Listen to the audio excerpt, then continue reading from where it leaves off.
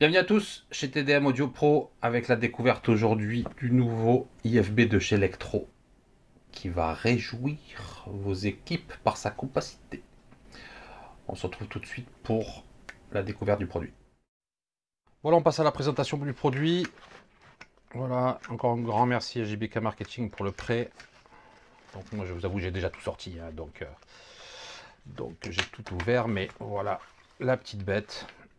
Voilà, ultra compact, vraiment à peu près la moitié de la taille des IFB ancienne génération de chez Electro pour ceux qui connaissent. La batterie NP50 avec le slot ici. Ici en position ouverte, on vient mettre la batterie, on referme, on démarre l'engin avec le bouton on off qui est le potentiomètre de casque. Firmware 1.0, on vient de le voir, hein. On fonctionne donc soit directement en réglant les fréquences ici. Voilà, hein, on peut régler les centaines en restant cliqué sur fréquence. Et sinon on passe en preset. Et donc on a plusieurs presets, voilà, jusqu'à 10. Et puis on peut sauvegarder ces presets assez facilement. On vient appuyer sur preset et descendre. On voit qu'on a un preset nouveau, un petit, le numéro 4. On bascule en mode fréquence. Je vais mettre dans une autre fréquence.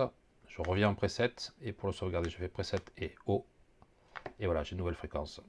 Donc on peut rappeler les fréquences directement par ici, comme ça, et les vérifier en appuyant une fois sur fréquence.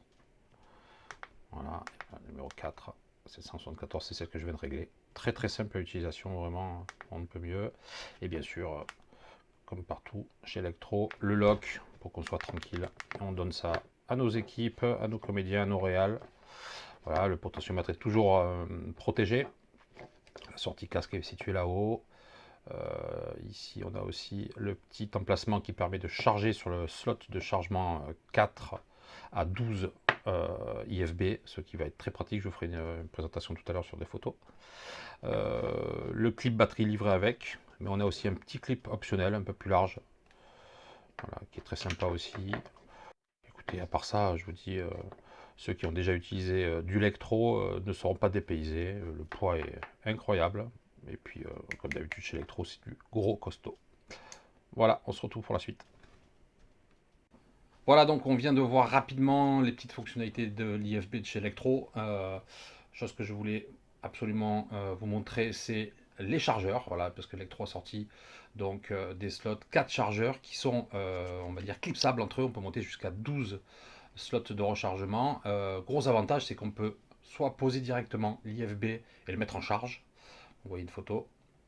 Soit on peut mettre les batteries NP50 en charge aussi, directement sur les slots du chargeur, ce qui est très très pratique.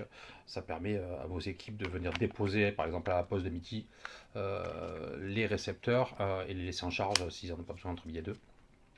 Donc voilà, super bon petit produit. Je vous ferai un petit récap technique en voix off sur les caractéristiques.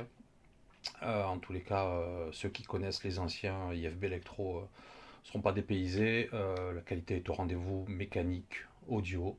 Donc il n'y a vraiment rien à redire. C'est un super bon petit produit. Voilà, on se retrouve très vite pour une autre vidéo. Salut. Voilà, donc on va regarder ensemble les données techniques de l'IFB R1B. Comme je vous le disais dans la démo, on peut sauvegarder jusqu'à 10 presets de fréquence. On a un petit écran LCD mais qui est très lisible et rétroéclairé. On a un port USB pour les mises à jour. On a un corps en aluminium usiné qui est extrêmement solide. La trappe batterie ne se détache pas, donc on n'a pas de possibilité de la perdre. Et avec une batterie LB50, on peut largement faire les 8 heures de travail de la journée. En termes de fréquence, on a donc les bandes A1, B1 et C1. Je vous invite à découvrir les fréquences, mais il est aussi disponible en bloc 941 et aussi en bloc VHF. En termes de réponse en fréquence, on est de 100 Hz à 10 kHz. Et en termes de sortie audio, on est donc 1 volt RMS sur une charge de 50 ohms. Vous l'aurez remarqué, il n'y a pas d'antenne, c'est le câble du casque qui sert d'antenne. Et donc l'impédance minimum d'ailleurs du casque est de 16 ohms, donc tous les casques devraient bien fonctionner là-dessus. En termes de poids, on est un petit peu en dessous des 100 grammes avec la batterie et le clip ceinture, ce qui est vraiment super léger, on le sent, hein.